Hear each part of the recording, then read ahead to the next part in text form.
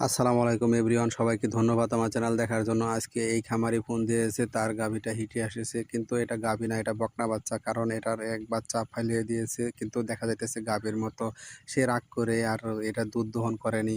এরপর হিটে আসছে, আমাকে ফোন দিয়েছে যে এটা ভালো সিমেন্ট দিতে হবে। এর আগে সার দিয়ে প্রজনন করাইছিল, ভালো একটা বাচ্চা হয় না এবং বাচ্চাটা ফেলে দিয়েছে। বাচ্চাটা গ্রোথ ভালো হয়েছিল না। তারপরও খামারি সন্তুষ্ট ছিল যে একটা বাচ্চা হয়েছিল।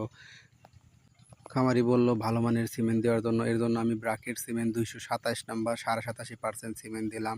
সবাই দোয়া করবেন যেন গাভীটা যেন কনসেপ্ট করে। কনসেপ্ট করলে খামারি মুখে হাসি ফুটবে, কারণ একটা বাচ্চা নষ্ট হয়ে গেছে। জানেনই তো, একটা বাচ্চা যদি নষ্ট হয়ে যায় তাহলে খামারে 1 বছরের যে টাকা লাভ হইতো সেই টাকাটাই নষ্ট হয়ে গেল।